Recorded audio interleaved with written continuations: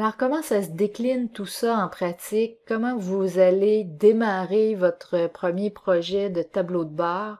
Eh bien, d'abord et avant tout, vous devriez, une fois que vous avez fait le tour des gestionnaires, décider grosso modo de vos indicateurs, vous devriez créer un canevas sur papier. Ça a l'air bête, mais ça va être vraiment essentiel. Ça va faire toute la différence en fait. Vous allez donc créer le canevas sur papier, comment vous pensez élaborer le tableau de bord, et quand vous allez faire ça, vous allez rencontrer certaines difficultés, mais vous allez surtout réfléchir à un paquet de trucs que vous n'auriez pas réfléchi si vous vous étiez lancé tout de suite dans Excel, par exemple. Et donc, ça va vous forcer à vraiment déjà réfléchir à des choses que peut-être que vous auriez rencontrer plus tard, et là, il aurait fallu recommencer. Alors, vous allez vous éviter plusieurs écueils en commençant avec un canevas sur papier. Et quand c'est fait, ben, vous allez le valider, ce cadenas-là, avec les usagers futurs. Donc, vous allez leur demander comment ils vont utiliser ça, c'est comme ça qu'ils voient ça, et eux vont préciser, vont dire, ben moi, je verrai un menu déroulant avec les options suivantes, et ainsi de suite. Donc, vous allez peaufiner votre canevas jusqu'à temps que les usagers disent, oui, c'est exactement ce que je veux.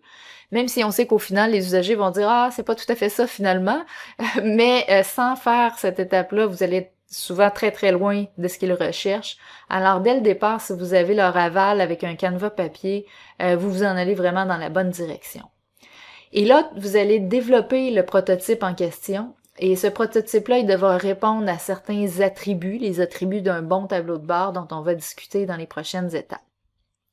Et quand vous allez développer ce prototype-là, bien évidemment, il va falloir le tester au fur et à mesure. Donc, vous allez demander aux usagers qu'ils l'utilisent, qu'ils le testent et qu'ils vous reviennent avec leurs commentaires.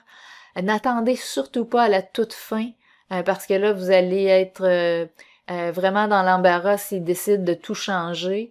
Alors, allez-y au fur et à mesure. Assurez-vous que c'est vraiment ce qu'ils recherchent. C'est la meilleure façon de cheminer. Alors, on va maintenant parler des zones de texte dans Excel parce que c'est quelque chose qui est fort intéressant pour les tableaux de bord. Alors, au-delà d'utiliser les graphiques, utiliser les zones de texte combinées ou non avec les graphiques, ça va être intéressant. Et ici, je vais vous montrer un exemple où un usager va choisir un mois dans une liste pour faire apparaître le graphique de ce mois-là, donc l'écart entre actuel et budget, mais aussi pour faire en sorte que le titre du graphique soit dynamique, donc qu'il prenne le nom du mois actif et présente le pourcentage d'écart de ce mois-là. Alors, c'est maintenant venu le temps de mettre en pratique tout ce qu'on a appris aujourd'hui dans la formation de niveau 1. Évidemment, comme c'est la formation de niveau 1, il reste encore pas mal de choses à apprendre, qu'on apprendra donc dans le niveau 2. Par contre, on a déjà tout ce qu'il faut pour créer un premier tableau de bord qui ne sera pas très dynamique, mais qui va quand même reposer sur toutes les meilleures pratiques d'affaires avec ce que l'on a appris dans le cadre de la formation.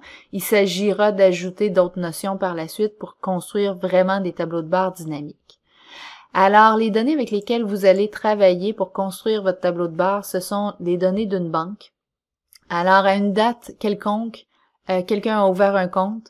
On indique c'était quoi le jour de la semaine, le montant du dépôt, le type de compte, et est-ce que ce compte a été ouvert en ligne ou par un représentant, et dans laquelle succursale. Alors, chaque ligne représente une transaction d'ouverture de compte avec un certain dépôt.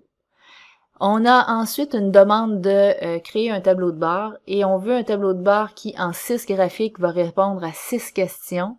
Les questions, vous les voyez ici et elles sont reprises dans chacun des onglets Q1, Q2, Q3, Q4, Q5, Q6. Alors, qu'est-ce que vous allez faire dans chacun de ces onglets-là? C'est tenter de répondre à la question avec un tableau croisé dynamique. Je vais faire la première question avec vous. Et basé sur le tableau croisé dynamique, vous allez associer un graphique que vous allez placer dans votre tableau de bord. Au final, il faut comprendre que les usagers consulteraient seulement l'onglet tableau de bord banque, ici, avec vos 6 graphiques qui répondent aux 6 questions et qui sont associés à 6 tableaux croisés dynamiques.